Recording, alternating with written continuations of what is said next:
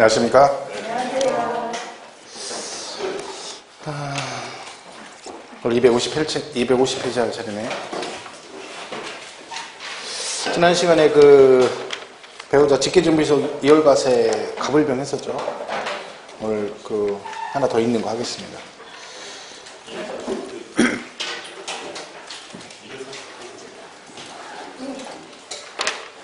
79페이지 했잖아요. 네, 50페이지. 네. 요게 지금 요 얘기죠. 가불병. 이렇게 해서 의리 주고 병한테 증여해주고 얘가 이거 5년 이내 팔았다. 이런 얘기를 했죠. 그러니까 얘가 1999년에 얘가 1억에 부동산을 취득해서 가지고 있다가 예를 들면 2012년에 얘한테 증여해줬다. 증여를 해줬는데 얼마에? 6억에 증여해줬다. 6억에. 이렇게 되는 거죠. 그리고 얘가 다시 2016년에 7억에 팔았다. 뭐 이런 얘기를 했죠. 자, 이렇게 이제 증여받고 지금 얘가 증여를 받고 몇 년 안에 파는 거예요? 5년 이내 파는 거죠. 이랬을 때, 갑과 을의 관계가 이제 두 가지가 있다는 거죠. 배우자, 직계존비속. 배우자, 직계존비속일 때. 이거 지난 시간에 배웠죠. 이걸 만약에 식구끼리 부부지간이나 부모 자식 간에 증여받고 5년 이내 팔면 세금 계산을 이렇게 한다겠죠? 이렇게. 이 얘기는 뭐예요? 취득 시기도 여기로 가고 취득하기도 다 갑으로 간다. 그 뜻입니다. 그럼 이때 이제 여기서 우리가 알 게 뭐냐면 양도세 납세, 그럼 양도세를 누가 내느냐죠. 배우자들은 세금 계산 저렇게 하죠. 근데 실제 증여한 거 아니 양도를 한 건 을이잖아요. 그러니까 양도세 납세 의무자는 을이 됩니다. 을. 그리고 을이 증여를 받아서 증여세를 냈단 말이죠. 만약에 그 낸 증여세가 있다. 그럼 그 증여세 처리는 어떻게 하냐면 얘는 어떻게 하냐면 지난 시간에 필요 경비로 산입한다 그랬습니다. 그러니까 얘가 낸 증여세가 을이 증여받았으니까 세금을 냈을 수 있죠. 그거 있으면 만약에 계산하면 이렇게 계산할 때 안 돌려고 경비로 포함시켜서 공제한다 그런 뜻입니다. 여기까지가 이제 지난 시간에 그 얘기인데 오늘 얘기는 뭐냐면 이 갑을의 관계가 배우자 직계존비속이 아닌 특수관계자. 그러니까 특수관계인이라는 얘기죠. 그러니까 특수관계인이라는 얘기, 그런 얘기입니다. 그 배우자 직계존비속이 아닌, 그죠? 예를 들면 대표적으로 형제 자매, 그죠? 그다음에 뭐 친인척, 사촌들 뭐 이런 얘기죠. 그다음 아니면 사장하고 종업원의 관계 이런 것들입니다. 그러니까 나하고 뭔가랑 연결되어 있는 사람들이죠. 금전적으로도 뭐 직장 문제든 연결되어 있는 사람을 갖다가 특수관계자 그런데 얘 빼고 나머지 얘기하는 거죠. 그러니까 크게 보면 배우자 직계존비속도 특수관계자에 들어가죠. 근데 배우자 직계존비속 정말 가까운 사람이죠. 그러니까 걔는 따로 규정을 여기서 따로 적용하고 요 특수관계는 요거 빼고 나머지를 말합니다. 그럼 얘가 똑같이 증여받고 5년 이내 팔았다. 그럼 어떻게 되냐? 이때는 갑이 병한테 직접 양도하고 봅니다. 직접 한 걸 본다는 거죠. 자, 직접 하는 걸로 본다는 얘기는 이때 이제 차이가 뭐냐면 양도세 납세 의무자가 누구냐면 갑입니다. 이때는 왜? 아예 갑이 병한테 직접 하는 걸로 본다는 얘기죠. 그러니까 납세 의무자가 갑이 되고, 근데 그림상은 을이 양도거든요. 어쨌든요. 그림상으로는 그죠? 을도 관계가 있죠. 그래서 을은 연대 납세 의무가 있다 그렇습니다. 연대. 요 세금에 대해서 연대 납세 의무를 진다. 요게 시험에 나왔었죠. 배우자 등은 연대 납세 있다 없다? 없어요. 누구만 있어? 특수관계에만 있고. 그리고 똑같이 증여를 했잖아요. 그 을이 낸 증여세는 환급해 줍니다. 돌려주는 거죠. 그러니까 요 처리 문제까지는 시험에 언급이 됩니다. 보통. 그렇죠? 근데 공통점은 뭐예요? 공통점은 어쨌든 세금 계산하게 되면 취득 시기와 취득 가액을 누구 시점으로 간다? 갑의 시점으로 간다. 그런 얘기죠. 여기 딱 끝나면 깔끔하면 좋은데 이 특수관계자는 근데 무조건 증여받고 5년 이내 팔면 직접 양도를 보는 게 아니라 얘가 여기에 해당됐을 때 부당행위 계산 부인 규정에 해당되었을 때만. 이게 무슨 얘기냐면 그러니까 배우자 등은요 증여받고 5년 이내 팔면 무조건 취득 시기와 취득하고 누구 시점으로 가? 갑의 시점으로 가요. 근데 특수관계자는 증여받고 5년 이내 팔았다 해도 무조건 가는 건 아니고 얘가 이렇게 해서 뭐 해서 세금을 부당하게 감소시킨 걸로 인정되었을 때만, 그러니까 세금 포탁 의도를 가졌을 때만 어떻게 한다? 제가 이렇게 신고한 건 부인 인정하지 않고 직접 양동으로 보겠다. 그러니까 특수관계자는 세금 포탁 의도가 있을 때만 뭘로 봐요? 갑이 병한테 파는 걸로 본다는 얘기죠. 그러면 어떤 경우에 그럼 세금을 포탈한 걸로 보냐? 조건이 나올 거 아니에요. 그죠? 그 조건이 뭐냐면 이런 겁니다. 자, 일단 갑이 을한테 증여해줬죠. 만약에 증여세를 1,000만 원 냈다. 그럴 수 있죠? 그리고 을이 다시 병한테 뭐 했어요? 양도했잖아요. 또 양도세가 2,000을 냈어요. 양도세를 2,000만 원. 그럼 지금 을은요, 갑으로도 증여받으면서 증여세 1,000만 원 냈고, 또 병한테 양도하면서 양도세 2,000 냈죠. 토탈 얼마 낸 거야? 3,000 낸 거죠. 그런데, 자, 그러면 얘가 직접 양도한 걸로 본다고 했죠? 그럼 요걸 또 계산해 보는 거죠. 요거 놔두고 직접 양도했을 때 양도세가 얼마가 나오는지 계산해 보는 겁니다. 그랬더니 얘가 2,000이에요. 예를 들면. 그러면요, 갑은요, 직접 팔았으면 2,000만 원 낼 건데, 을한테 증여해주고 얘가 돌려서 파는 바람에 세금 얼마 냈어? 3,000원 냈죠. 그러면 얘가 더 낸 거잖아요. 원래 이거보다 더 낸 거죠. 이제 어떻게? 냅둡니다. 냅둬. 모른 척하고. 왜? 지가 자발적으로 낸 거잖아. 하라고 한 거 아니니까 자기가 한 거죠. 이때는 냅두는 거야. 근데 얘가 4,000이야. 그럼 얘가 달라지죠. 왜? 원래 직접 팔면 4,000인데 돌려서 3,000밖에 안 낸 거죠. 이때는 뭘로 봐? 세금을 포탈한 걸로 봅니다. 그때는 어떻게 한다? 갑이 직접 양동으로 보겠다. 그럼 조건이 이제 뭐냐면 부당행위를 보는 조건은 을이 낸 증여세와 양도세를 합한 금액하고 직접 팔았을 때 나온 이 계산은 이 금액하고 비교해서 뭐가 더 클 때만 얘가 더 클 때만 뭘로 본다? 부당행위로 봐서 직접 양동으로 본다. 이런 얘기죠. 근데 배우자 등은 그런 게 필요가 없는 거죠. 금액이면 포탈 의도가 있건 없건 뭐야? 증여받고 5년 이내 팔면 무조건 뭘로 본다? 갑의 시점으로 간다. 그 차이입니다. 그러니까 이런 차이가 있는 거죠. 부당행위에서는. 이거 좀 복잡하죠. 부당행위가. 근데 어쨌든 공통사항은 취득 시기도 갑의 시점으로 가고 취득하액도 만약에 세금을 계산하게 되면 취득하액도 갑의 시점으로 간다. 이건 공통점입니다. 그러니까 여기 이 부분 있죠. 양도세 납세 요거랑 요거는 다시 한번 언급이 됐던 부분이니까 이제 나중에 기출문제 보면은 이런 것들이 언급이 됩니다. 그때도 이제 요게 정답으로 나온 적도 있고 그죠? 부당행위 계산은 누구만 해당된다? 특수관계자만 해당이 됩니다. 차이점이 있습니다. 일단은 교재를 잠깐 보시면 250페이지는 부당행위 계산 부인 규정이 있는데 그게 두 개거든요. 부당행위 계산 부인이. 근데 오른쪽 2번에 251페이지 먼저 보시면 특수관계자와 증여를 통한 우회양도라고 되어 있죠. 이걸 우리 우회양도입니다. 돌려서 팔았다 그런 얘기인데 거기 보면 적용 대상에 뭐라고 되어 있냐면 양도소득에 대한 소득세를 부당하게 감소시키기 위해서 특수관계자 가로 안에 뭐라고 되어 있어요? 배우자, 직계존비소득, 증여상 이월과세를 규정을 적용하는 경우는 제외. 얘는 따로 적용하니까 이걸 적용 안 한다는 얘기죠. 이게 자산을 증여하는 그 자산을 증여받은 자가 증여일로부터 5년 이내에 이를 다시 타인에게 양도한 경우로서 다음 기억에 따른 세 기억이 뭐예요? 밑에 박스? 증여받은 자, 을이잖아요. 얘가 낸 증여세와 양도세를 합한 금액이 니은에 따른 세약, 직접 양도한걸과 계산한 양도세보다 적은 경우는 증여자가 직접 양도한걸 본다. 이게 무슨 얘기예요? 이 두 개 합한 금액이 이거보다 얘가 적다는 얘기는 얘가 더 크다는 얘기죠. 그러면 세금 포탈한 거죠. 부당행위. 그럼 어떻게 한다? 갑이 병에게 직접 양도, 증여자가 직접 양도를 본다. 그죠? 그 얘기죠. 자, 동그라미 2번. 양도세 계산은 다 무조건 누구 기준으로 간다? 당초 증여자가 직접 양도한 거로 보는 경우는 당초 증여자를 기준으로. 당초 증여자가 누구예요? 갑이죠. 갑. 무조건 갑 시점이라는 거죠. 어쨌든 간에 세금 계산하면. 자, 납세 의무자 보세요. 기억. 부당행위 부인 규정에 따라 당초 증여자가 그 자산을 직접 양도한 걸로 보는 경우 증여자에게 뭐가? 누구게? 증여자에게 양도세 납세. 증여자가 누구요? 갑이죠. 갑. 헷갈리죠? 증여자는 갑이고 그죠? 을은 수증자고. 그죠? 따라서 당초 증여받는 자산에 대해서는 상속세 및 증여세 규정에 불구하고 증여세를 부과하지 않는다. 그러면 얘가 낸 증여세는 증여세 부과하지 않는다는 얘기는 뭐예요? 냈으면 돌려줘야 된다는 얘기죠. 그죠? 환급한다. 그래서 그게 지금 뒤에 253페이지 거기 보시면 그 표가 하나 있죠. 표. 253페이지. 그죠?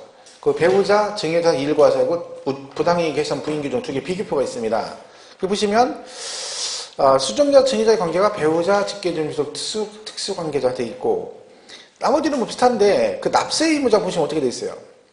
배우자 등은 수준받은 배우자, 직계존비소득 지금 여기서 누구 얘기하는 거야?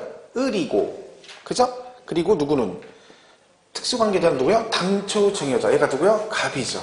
그지? 그리고 증여세 처리 문제는 배우자 등은 필요 경비에서 공제를 해주는데 누구는 부당행위는 징역세를 과세하지 않는다. 그죠? 있으면 환급해주겠다는 얘기죠. 아니면 과세 안 하든가. 그 다음에 연대납세금 있죠? 자, 배우자 등은 연대납세금 있다 없다? 없죠. 근데 누구는 있어? 특수관계자는 연대납세 의무가 있습니다. 이것도 시험에 언급이 되는 건지 살피시고. 그 다음에 조세 포탈 의도가 있는지 없는지는 배우자 등은 상관이 없다는 거죠. 근데 부당행위는 거기에 해당된다. 그래서 이 부당행위 계산 부인규정 말 그대로 부당행위로 계산해서 세금을 포탈한 걸로 인정되었을 때 네가 계산한 금액을 인정하지 않고 따로 적용하겠다 그런 얘기니까 얘는 항상 뭐가 있다? 부당행위가 어떤 경우에 해당되는지 조건이 나온다는 걸 기억하셔야 되죠. 자, 근데 부당행위가 하나 더 있습니다. 250페이지 보면 저가양도 고가양도라고 되어 있죠. 그러니까 이 부당행위 계산 부인규 누구만 해당되는 거야? 특수관계잖아. 특수관계잖아. 그럼 또 하나가 있죠. 거기 나오면 저가양도 고가양수라고 되어 있죠. 저희?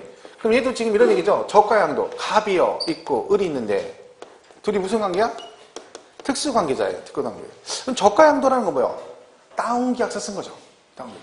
그러니까 원래 시가가 10억인데 얘가 을한테 이거를 얼마에? 8억에 양도한 걸로 신고한 거죠. 특수관계자한테. 그죠? 이게 저가양도고 고가양수를 거꾸로 뭐예요?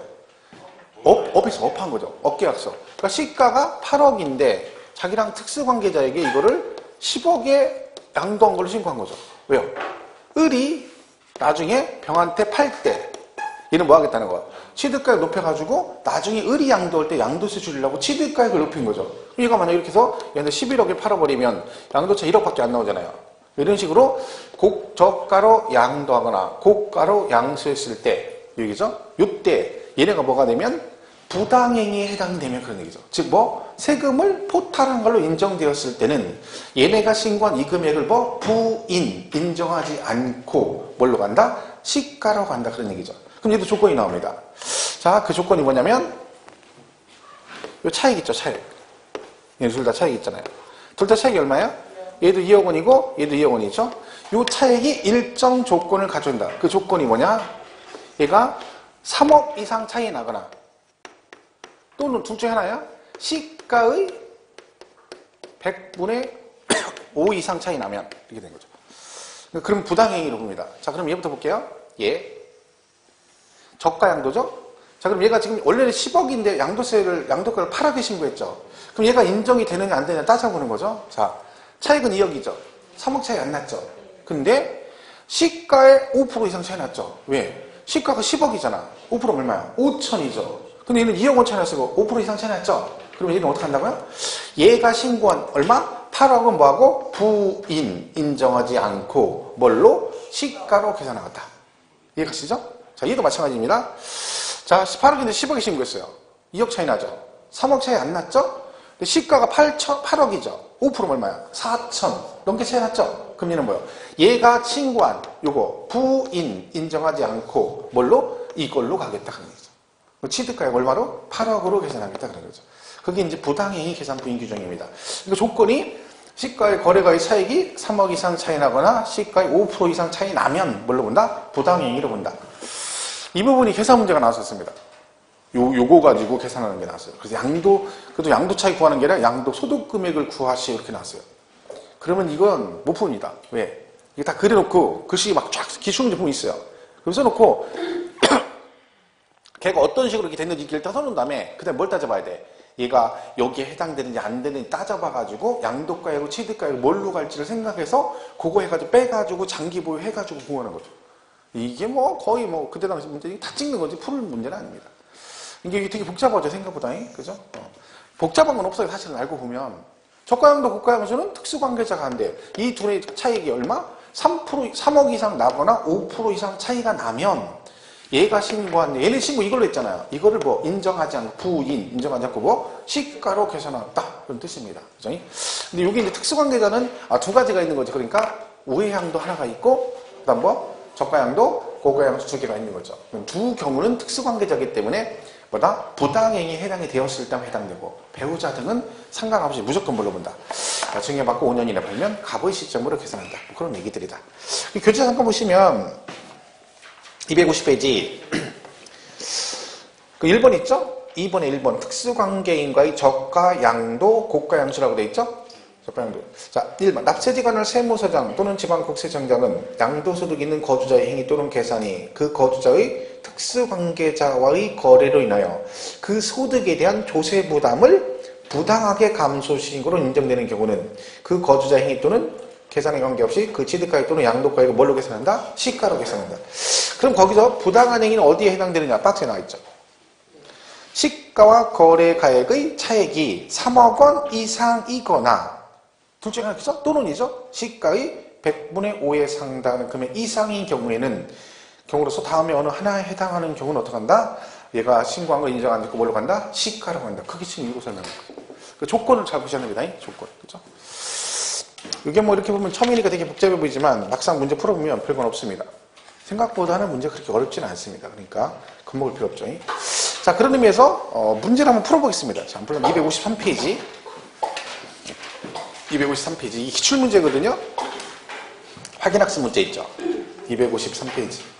자, 소득세법상 거주자 갑이 특수관계자인 거주자 을에게 등기된, 자, 둘이 무슨 관계래요? 특수관계자. 자, 근데 포괄적인 얘기니까 여기서 등기된 국내 소재 건물을 증여하고 을이 그로부터 4년 후 그 건물 갑을과 특수관계 거주자에게 병에게 양도한 경우다. 증여받고 몇 년 안에 팔았다는 거야? 5년 안에 파는 거죠? 자, 1번. 을이 갑의 배우자인 경우. 그러니까 갑과 을이 무슨 관계래요? 배우자 관계인 경우에 을의 양도차익 계산 시 취득가액은 누구? 갑. 5년 안에 팠으면 갑 아니야. 무조건 갑이죠. 이거 불가능이잖아. 2번. 을과 갑이 증여 당시는 혼인관계에 있었으나 양도 당시는 혼인관계가 소멸한 경우 을의 양도차익 계산 시 취득가액은 누구? 갑. 왜? 이혼해도 소용없다 했잖아요.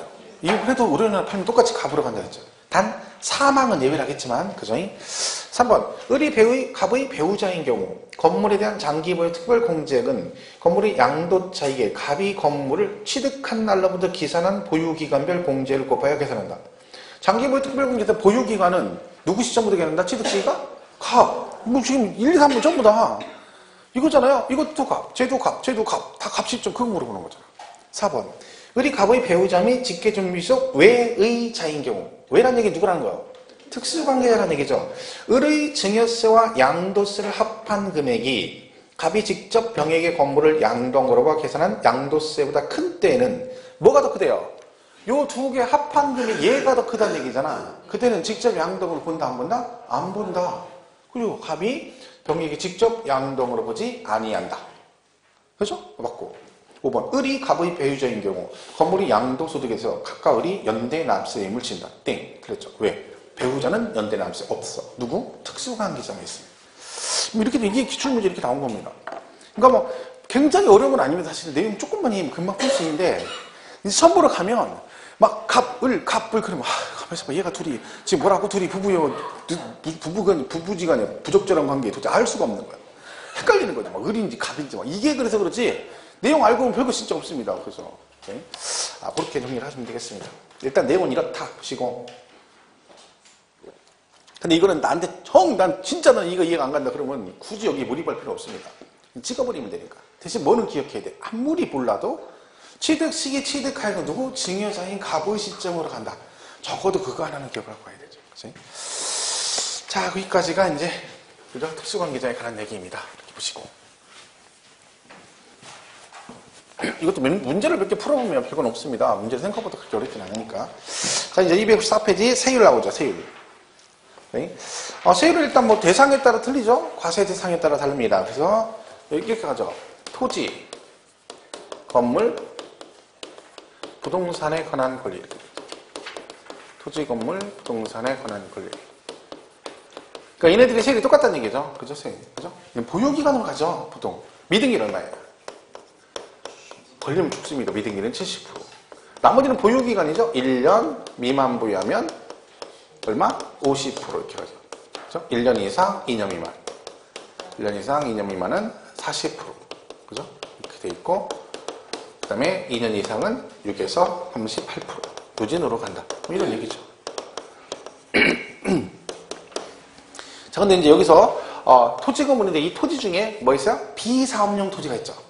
자, 비사업용 토지는 우리 교전적인데, 비사업용 토지는 어떻게 한다? 얘는 2년 이상 보유면 요거에 얼마? 10% 할증해서 얼마? 16에서 48%로 간다. 이렇게 돼 있죠. 그러니까 1년 미만이 50 이렇게 가고 2년 이상일 때 누진으로 가잖아요. 그럼 누진이 6에서 38%인데 비사업용 토지는 얼마로 간다? 10% 가산해서 16에서 48%로 갑니다. 그러니까 얘가 1200만 원 이하면 6%거든요. 근데 비사업용 토지는 1200이면 6% 아니고 얼마를 적용해? 16%로 간다. 올해부터 적용하는 거죠. 올해부터. 그죠? 자, 그래서 비사업용 조심하시고. 또 하나 주택하고 뭐 조심해야 돼요? 주택하고 입주권. 그죠? 주택 입주권도 다르죠? 이는 어떻게 됐어요? 1년 미만이면 이는 얼마로 가요? 40으로 가죠. 50이 아니라. 그죠? 그리고 1년 이상이면 6에서 38%. 누진으로 간다. 그러니까 주택하고 입주권은 혜택을 주는 거라겠죠? 주택 경기 활성화를 위해서 혜택을 주겠다. 이거 할 때 우리가 취득세도 나왔었잖아요.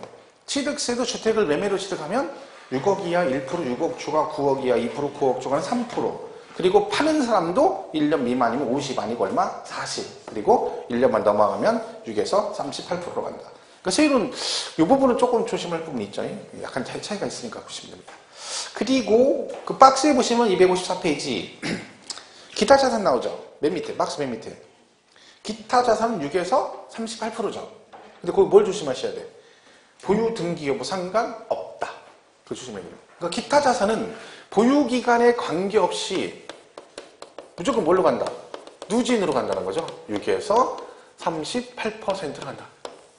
그리고 이건 보유기간 상관없다는 거 꼭 기억해야 되냐? 보유기간에 상관없다. 그러니까 6일 보유하건 60일 보유, 6년 보유, 600년을 보유하건 무조건 뭘로 간다? 누진으로 간다. 그러니까 이 기타 자산 대표적인 골프 형권 같은 거잖아요. 그 시험에 골프 형권을 6개월 보유하고 양도한 경우 이렇게 나오면 1년 미만이니까 50이네. 그러면 안 되고 무조건 뭘로 간다? 6에서 38%다. 이렇게 하는 거죠. 그 다음에 주식 등 있는데 이건 신경 쓸 거 없습니다. 주식은. 주식 신경 쓸 거 없고 뭐 요건 또 파생 상품도 있죠. 선물 옵션. 뭐 그것도 해당이 되지만 그리고 신경 쓸 거 없습니다. 주식 등은 우리하고 관계 없는 거죠. 중개사죠. 그러니까 여러분은 그냥 거기 294페이지는 박스 있죠. 토지, 건물, 부동산에 관한 그 부분만 기타 자산까지만 잘 정리하시면 됩니다. 자, 그렇게 해서 정리를 하시면 되겠습니다. 나머지는 뭐 크게 읽을 거 없습니다. 그죠? 세율은 뭐 단독으로 잘 안 나오니까 그냥 가볍게 이 정도 선에 보시면 되고 넘어가서 256페이지 가면 4번 있어요. 4번. 세율 적용 시 보유기간 계산이라고 되어 있죠. 이걸 잠깐 보겠습니다. 자, 보유기간은 우리가 취득일로부터 양도일이죠. 그죠? 근데 거기 4번에 2번 보세요. 다만 다음의 경우는 다음에 해당하는 날을 당해 자산의 취득일로 본다. 자, 갑이요. 돌아가셨어요. 그래서 을한테 뭘 해줬어? 상속을 해줬어요. 그죠? 상속을. 자, 뭘 상속했냐면 토지를 상속해줬어요. 토지를. 근데 이분이 요 토지를 2년을 보유했고요. 그리고 얘가 1년 6개월을 보유했어요. 자, 그러면 아버지가 돌아가 2년 보유한 토지를 상속받아서 상속인이 몇 년을? 1년 6개월 보유고 팔았다는 얘기죠. 그럼 이제 얘가 뭘 따져봐야 돼요? 보유기간을 따져봐요. 보유기간. 보유기간. 저희가 따져보겠습니다. 자, 얘는 이 상태에서 보유기간이 몇 년이냐는 거죠. 자, 여기서 보유기간 원래 상속은 취득일이 언제예요? 상속 개시일입니다. 그러면 여기부터 가야죠. 자, 근데 얘가 지금 세금 이거 팔았으니까 세금 내야 되잖아요. 그럼 세율을 따져봐야죠. 세율은 뭐에 따라 틀리다? 보유기간에 따라. 그죠? 그러니까 지금 보유기간 따질 때 세율 적용 시 보유기간을 따지는 거죠. 그럼 얘는 몇 년이다? 보유기간 몇 년? 1년 6개월. 원래 이렇게 가는 게 맞죠? 상속 개시일. 근데 이때는 3년 6개월이에요. 얼마라고요? 3년 6개월. 왜? 세율 적용 시 보유기간 계산할 때는 취득일을 언제로 간다? 피상속인이 취득한 날로부터 갑니다. 피상속인. 그러니까 여기를 포함을 시켜주는 거죠. 그럼 얼마가 돼? 3년 6개월이 되는 거죠. 무슨 말인지 아시죠? 3년 6개월. 자, 그럼 얘가 토지를 팔았잖아요. 그죠? 그럼 우리 장기보유 특별공제는 몇 년 이상이면 받는다? 3년 이상이면 장기보유 특별공제 받을 수 있죠? 자, 예, 장기보유 특별공제 받을 수 있다, 없다? 장기보유 특별공제는 안 돼요. 근데 그 차이가 있는 거지. 왜? 그러니까 결혼은 뭐다? 이게 예외인 거예요. 이때만 뭘로 가? 피상속인이에요. 그럼 나머지는 원칙이 상속은 언제가 취득이래요? 상속 개시일이잖아요. 그러니까 얘가 장기 보유 특별공제 받으려면 보유기간 계산해야 되잖아. 그죠? 그럼 걔는 장기 보유기간이잖아요. 세율이 아니라. 그때 뭘로 가야 돼? 원칙대로 상속 개시일로 따져야 되죠? 그럼 얼마야? 1년 6개월밖에 안 된 거예요. 얘는 장기 보유 된다 안 된다? 안 돼요. 그게 다 그걸로 가는 거지. 근데 누가 예외라고? 세율 적용 시 보유기간은 피상속인 그런 거죠. 그러니까 이 부분은 조심해야 돼요. 문제 지문 나오면 되게 많이 틀리죠. 왜? 잘 몰라요. 기억이 안 나게 딱 봐도. 그 지문에 뭐라고 나와야 돼? 세율 적용 시라고 나오면 그때 뭐라고 해야 돼? 피상속인 그러시면 되고 그 말이 안 나오면 뭐라고 하면 돼? 그냥 상속 개시일 그러시면 돼요. 우리가 배운 게 이걸로 배웠잖아. 상속 개시일. 얘가 예외인 거죠. 그래서 거기 이번에 동그라미 1번 보면 상속받은 자산 그랬죠? 뭐라고 돼 있어요? 피상속인이 그 자산을 취득한 날. 근데 왜 양가로 4번이 뭐라고 돼 있어요? 세율 적용 시 보유기간 계산이라고 돼 있잖아요. 무슨 말인지 이해가시죠? 그러니까 반드시 세율 적용 시라고 나왔을 때는 피상속인 그러신 거죠. 그것만 좀 조심하시면 됩니다. 이게 나오면. 근데 처음엔 눈에 잘 안 보입니다. 문제 풀어보면 되게 많이 틀립니다. 생각보다. 몇 번 풀어보면 되는 거죠. 동그라미 2번, 3번은 됐고 동그라미 2번 다시 그 2번의 동그라미 2번. 배우자 증여 재산에 대한 이율과세. 걔는 취득일이 언제다? 누구 시점에 이랬어 아까? 이거 뭔지도 몰라요? 배우자 증여재산 갑을병 얘기하는 거 이거 증여재산 이율과세는 갑을병 증여받고 5년 그거 얘기하는 거니까. 그럼 취득시기 언제라겠어? 갑이라니까 갑. 갑이 누구요? 증여자죠 증여자. 이렇게 하는 것도 얘가 누군지 모르겠죠?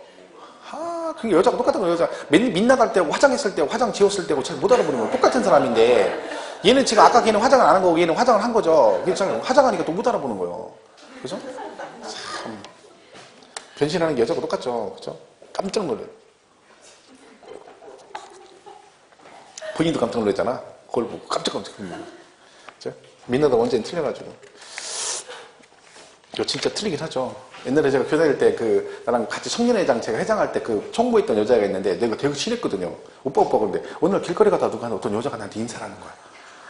못 알아봤어. 진짜 못 알아봤어요. 근데 거기서 내가 생각할 때 나한테 오빠하고 인사할 사람은 딱 누구밖에 없어. 교회 다니는 사람밖에 없어요. 근데 그 동네였거든. 그날에 이제 씨는 빨간 글씨는 딱 생각하니까 걔 이제 얼굴은 잘 모르겠는데 얼굴이나 머리나 기타 스타일을 보니까 걔인 것 같아. 그래서 그랬어요. 얘가 목욕탕 갔다 오다 날 만난 거야. 그럼 걔는 이제 빼도 박도 못한 거지. 왜? 나하고 정문이 마주쳤으니까 모르고 생각 갈 수가 없는 거. 왜? 그러면 내가 이제 분명히 알아보고 그럴 거야. 그냥 갔으면 내가 못 알아봤어요. 걔는 근데 찔리니까 이제 집단이는 할 수 없이 이제 눈물을 머금고 나한테 아는 척 한 거지. 너 못 알아봤다니까 처음에 진짜. 왜? 맨날 화장한 얼굴만 보잖아. 막 그러고 교회 올 땐 되게 이쁘게 하고 오잖아요. 그러니까 내가 뭐 언제 걔 민낯을 볼 이유가 없잖아. 근데 그날 딱 목욕탕 갔다가 딱 봤으니까 깜짝 놀랐지. 그래 못 알아봤다니까. 내가 그래서 여자들이 화장빨이 얼마나 무서운지를 내가 그때 알았다니까. 무섭죠. 그러니까 있어요. 몇몇 그런 애들은요. 교회에서 무슨 뭐 이렇게 행사 같은 거 하면 막 수련회 같은 거 하면 5시에 일어나거든요. 새벽 5시에 일어나서 예배 드리고 막 그러거든요. 청년회 수련회 가면. 근데 걔들은 5시에 일어나면 벌써 화장하고 있어. 진짜로. 막 4시에 일어나가지고 아무도 안 일어났을 때 혼자 일어나가지고 화장을 다 하고 있는 거야. 그러니까 민낯을 볼 수가 없어요. 거기서도 절대로 이걸 안 보여. 철벽방어죠. 그러니까 진짜 여자들이 피곤하긴 한 거예요. 우리 그냥 머리 이렇게 부시제가 새집지고 이렇게 가서 그냥 눈곱만 띄고 가서 앉아있는데 걔네들은 그 와중에 다 그런 건 아니죠. 다 그런 건 아니고. 어떤 여자들은 또 너무 적나라하게 자기 모습을 보여주면서 오는 애도 있어. 내가 일어나 침 닦고 막 침 닦고 이렇게 오는 거야. 침 닦고 막 이렇게 돌아. 그러면 또 참 그것도 보기가 그렇죠. 자, 그래서 거기 세율 잘 보시면 되고, 그 다음에 257페이지 보면 8번에 미등기 양도 자산이라고 돼 있죠. 이건 뭐냐면 우리가 미등기 양도하면 불이익을 준다겠죠. 걸리면 죽는 거예요. 자, 혜택이 없죠. 자, 거기 미등기 양도 시 불이익 그랬죠. 1번 뭐라고 돼 있어? 비과세 가면 안 되죠. 당연히. 그죠? 그리고 뭣도 안 되고 장기 부여 안 되고 기본금 다 안 해줘. 왜? 미등기라. 그리고 세율은 70으로 걸리면 죽는 거죠. 자, 이런 불이익을 준다는 얘기입니다. 그런데 밑에 2번에 뭐라고 돼 있어요? 미등기 제외 자산이라고 돼 있죠. 이게 무슨 얘기야? 얘네들은 이런 이유로 미등기 양도를 하면 이런 거다. 미등기 양도임에도 불구하고 뭘로 보겠다? 등기하고 양도하고 똑같이 취급한다. 그 말은 얘네들은 이런 이유로 미등기 양도하면 위에 있는 불이익을 적용하지 않겠다. 그럼 얘네들 뭐예요? 비과세, 감면, 장기, 기본공제 다 해주겠다는 뜻입니다. 미등기임에도 불구하고. 자, 그래서 거기 7개가 나오는데 다 묶어놓고요. 첫 번째 1번이 뭐랬어요? 장기 할부 조건으로 취득한 자산. 그러니까 얘네들이 미등기를 보지 않는 이유는 뭐냐면 고의적으로 세금 포탈 의도를 가지고 자기가 했은 미등기인데 이건 내 그런 의지가 없다. 그런 경우는 예를 드는 겁니다. 그럼 1번은 왜 그런 거예요? 계약 조건 때문에 그런 거죠. 내 의지가 아니라. 장기 할부 조건 취득했으니까 돈 다 안 줬으니까 등기를 못 했었잖아요. 그죠? 왜? 아직 뭐 36개월 할부인데 등기를 안 해줄 수도 있는 거죠. 그러니까 이건 계약 조건 때문에 등기를 못 한 거니까 불이익을 주지 않겠다. 2번은요. 법률 규정 또는 법원 결정으로 등기가 불가능해요. 이것도 의지가 아니죠. 어떤 조건에 의해서 법률 규정이나 법원 결정에 따라 내가 취득 당시 뭘 못했다? 등기를 못했다. 이것도 내 의지가 아니고. 3번은요. 비과세요건 충족한 농지 휴환 또는 분합으로 인해 발생한 소득 및 감면 요건 충족하는 8년 이상 자격 농지와 농지 대토. 자, 요거는 그러니까 농지는 예외적으로 이거 해주는 거죠. 원래는 안 되는데 비과세 대상 농지나 8년 자격이나 대토하면 양도세 감면 받거든요. 요 케이스는 뭐라는 거예요? 미등기 양도하더라도 뭘 해주겠다? 비과세 감면을 해주겠다. 뭐만? 농지만 그렇습니다. 이 농지만. 법적으로 예외로 규정을 둔 거죠. 그 두 개만. 그죠? 그리고 4번 1. 비과세권 충족하는 1세대 1주택으로서 건축법에 의한 건축 허가를 받지 아니하여 등기가 불가능한 자산. 자, 그럼 여러분 1세대 1주택 2년 이상 보유하셨는데 무허가 건물이에요. 무허가 주택이에요. 무허가 주택. 이거를 2년 보유하고 팔면 양도세 비과세가 될까 안 될까요? 무허가 주택은 양도세 비과세 받을 수 있다 없다. 그 4번 다시 보세요.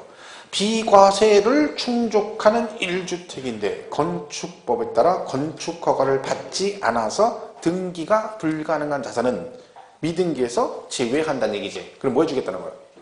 해주겠다는 거죠. 비과세 해주겠다는 거죠. 무허가도 비과세 받을 수 있습니다. 뭐만 하면 1세대 1주택 2년 이상 보유하면. 그죠? 그 얘기고. 하나만 더 보고 5번 상속.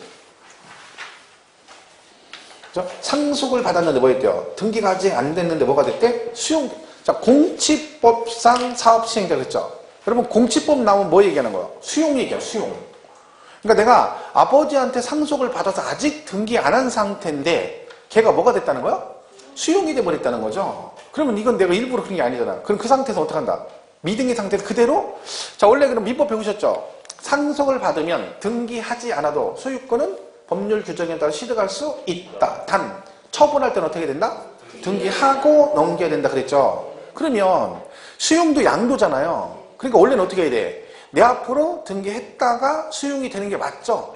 그게 정상이잖아. 근데 이 케이스는 뭐예요? 강제 수용되는 거니까 네 앞으로 굳이 등기하지 말고 그 아버지께서 직접 다이렉트로 줘도 미등기로 안 보겠다 그런 얘기죠. 예비를 두겠다 그런 뜻입니다. 그죠? 그래서 5번까지 일단 보시면 돼요. 그래서 걔가 미등기 제외 자산에 그런 게 있다. 뭐 처음에 나온 적이 있긴 합니다만 오래전에 한번 나온 적이 있죠. 그죠? 그냥 참고적으로 보시고. 근데 이제 이거 가지고 질문 이렇게 나와요. 자, 장기부의 특별공제는 미등기는 장기 안 되죠. 그죠? 자, 미등기 양도 시에는 항상 장기부의 특별공제를 적용하지 않는다. 틀렸어요. 그러면 자, 미등기 양도시는 장기보유 특별공제를 적용하지 않는다. 맞잖아요. 맞아. 원칙이 그냥 미등기는 안 되잖아요. 근데 항상 언제나 안 된다. 그럼 틀린 거죠. 왜? 얘네들은 이런 이유로 미등기하면 얘는 뭘 받을 수 있어? 장기보유가 되는 거죠. 그 지문을 잘 이해하셔야 되는 거죠. 미등기 양도시에도 장기보유 특별공제를 적용하는 경우도 있다. 오죠. 그죠? 된다는 게 아니라 적용하는 경우도 있잖아. 그죠? 그러니까 요런 걸 이제 문제를 내는 거예요, 시문에. 그러면, 얘 뭔 얘기예요? 미등기는 안 된다고 했는데 얘는 또 경우도 있다 그러고, 뭐, 이거 뭐예요? 그러면 안 되나? 왜? 이게 지금 거기에 해당되는 거죠. 그죠? 그런 질문을 나중에 좀 조심하시면 됩니다. 문제를 많이 풀어봐야 돼요. 결국 보면 되는 거죠. 자, 이렇게 해서 미등기 보시고. 나머지 그 3주택 어쩌고 하는 비사업용도 이런 거 볼 거 없습니다. 그냥 시험에 안 나오니까 가시면 되고.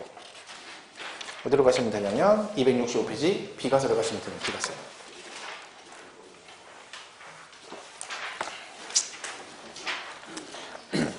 이번 또 모의고사 보시죠?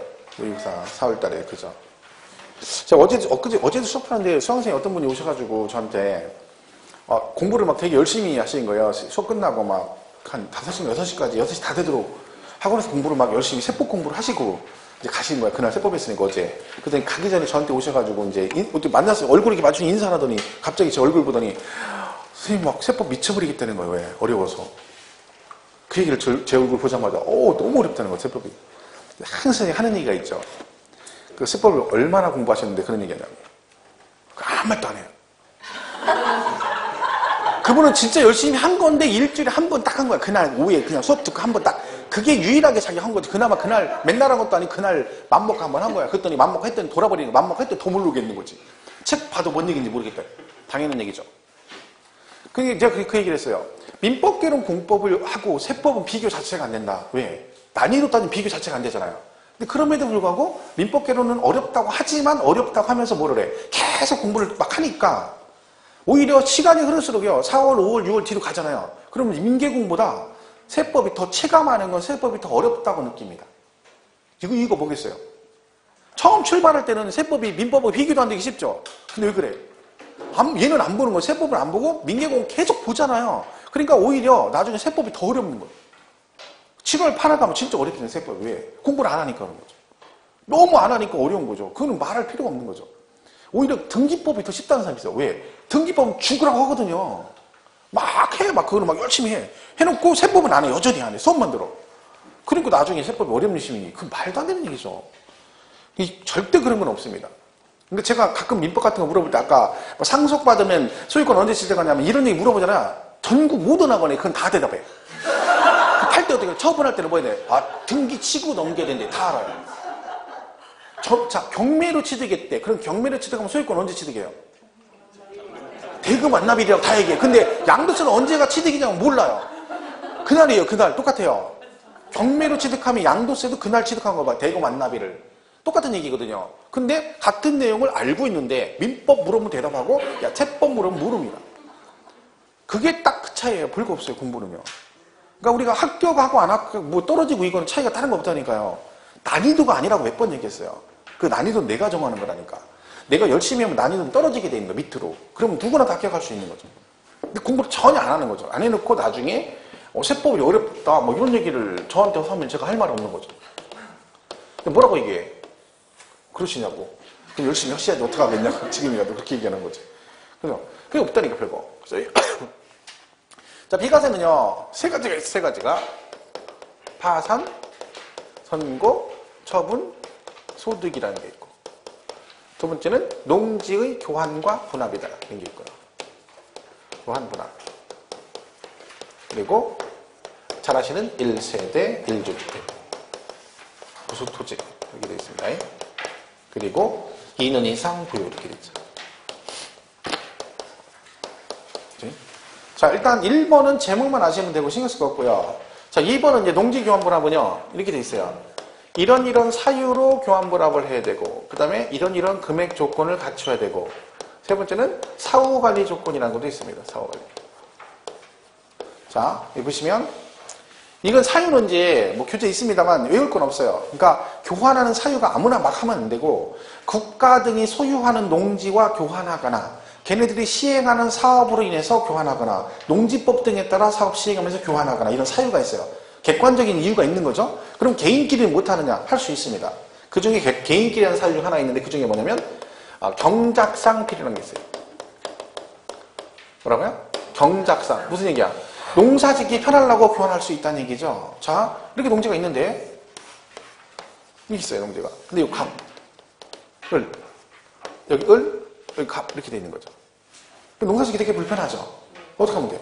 바꾸면 되죠. 바꾸면 교환하면 돼. 이럴 수 있다는 거죠. 이때 비과세 받을 수 있습니다. 얘는. 그러니까 이런 사유가 있다는 거죠. 자, 근데 어떤 이유가 됐든 뭐는 꼭 갖춰야 된다? 금액 조건은 갖춰야 된다 그랬죠. 우리가 이제 할 때마다 이건 했었죠. 이는 뭐라겠어요? 교환하는 쌍방 토지 가액의 뭐가? 차액이. 이 교환하는 쌍방 토지 가액의 차액이 뭔다? 큰 토지, 둘 중 큰 토지 가격의 4분의 1 이하야 된다. 그래서 얘가 1억이고 얘가 7,600이면 얘는 차액이 2,400이 되고 얘는 비과세 받을 수 있다 없다? 있다. 왜? 요 차액이 어떤 조건을 갖춰라? 둘 중 큰 토지 가격의 4분의 1 이하면 된다. 그런 얘기죠. 4분의 1 맞죠? 왜? 요거 2분의 1이면 4분의 1이면 2,500이니까 얘는 비과세 받을 수 있죠. 그러면 얘가 7,400이면 얘가 2,600이 되는 거죠. 얘는 비과세가 된다, 안 된다? 안 된다. 어떤 분은 이걸 또 그렇게 이해한다는 거죠. 2,600이면 4분의 1인 2,500까지는 비과세 받고 초과되는 100만 원만 과세. 그런 거 없습니다. 되면 되고 아니면 안 되는 거지 4분의 1까지 해주고 그런 거 없어요. 그죠? 그거 조심하셔야죠. 요게 조건이에요. 그러면 이 조건을 갖춰서 이제 비과세를 받았죠. 근데 사후관리는 뭐냐면 요 케이스예요. 경작상 필요의 경우는 비과세 해주고 나중에 어떤 일정 요건을 못 갖추면 추징할 수 있어요. 요 경우 사후관리겠어. 왜냐면 보세요. 경작상 해가지고 이걸 한다고 해서 세금 교환해서 비과세 해줬어. 해놓고 세금만 비과세 받아놓고 경작을 안 할 수도 있잖아요. 아니면 팔아먹을 수도 있잖아. 그럼 얘는 날론 비과세만 받아먹고 뭐요? 경작 안 하는 거지. 그러니까 얘는 뭐요? 그럴 여지가 있기 때문에 너는 뭐한다? 이런 이유로 했을 때는 뭐다? 의무적으로 사후관리가 있어요. 그게 뭐다? 요 교환으로 취득한 농지를 의무적으로 3년 이상 농지 소재지 있으면서 작용을 해줘야 됩니다. 의무적으로. 그러니까 만약에 교환했어. 그럼 교환은 서로 상대방이 서로 뭐 해야 돼? 3년 이상 작용하셔야 돼. 안 하면 추징합니다. 추징되는 거지. 그래서 얘는 3년 이상 작용을 해야 돼. 근데요, 작용하려고 했는데 얘가 3년 있다, 1년 있다 수용됐어. 3년 안에 뭐가 됐어? 수용이 되면 어떻게 돼요? 그때는 무조건 뭐 한 걸로 봐줘야 돼? 3년 작용 걸로 봐줘야죠. 왜? 내 의지가 아니잖아요. 진짜 강제 수용해 가는 거니까. 자, 또 하나는요. 아버지가 작용하시다가 1년 있다 돌아가셨어요. 그래 아버지가 난 더 이상 작용하기 싫다고 해서 일부러 돌아가신 거?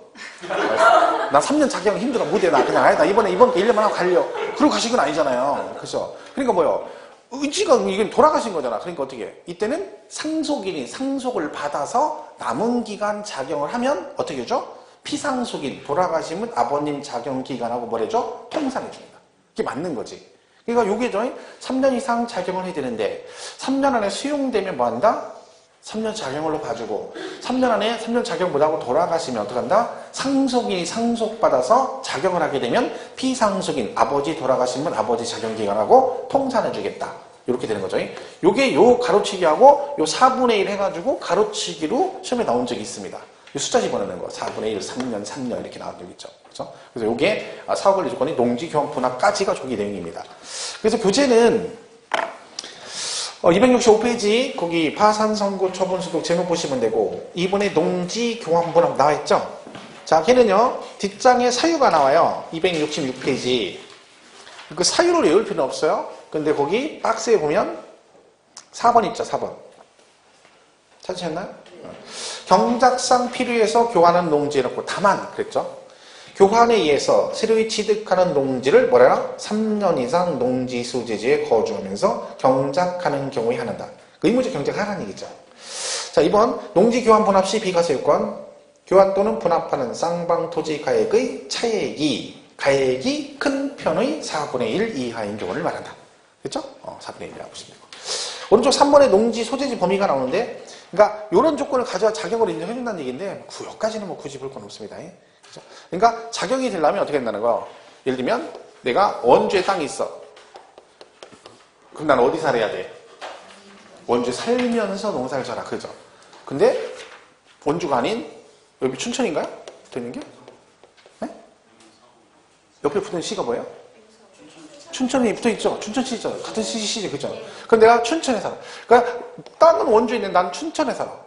이것도 작용 인정해 줍니다. 왜? 인접한 시군구 붙어있는 시군구 살아도 되고 아니면 직선거리로 30km 이내. 안 붙어있어도 직선거리 30km 이내도 뭘로 가죠? 작용으로 인정인데 그 작용 조건이 뭐 3가지가 박스에 있는데 외우진 않아도 됩니다.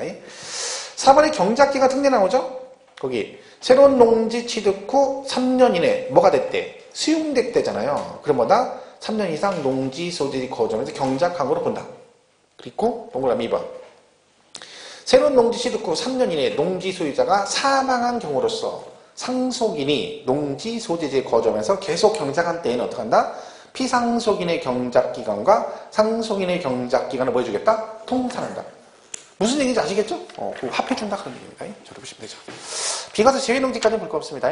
자, 이렇게 해서 여기까지 정리하시고 잠깐 쉬었다가 여기 1주택 있죠? 1세대 1주택 여기부터 가겠습니다.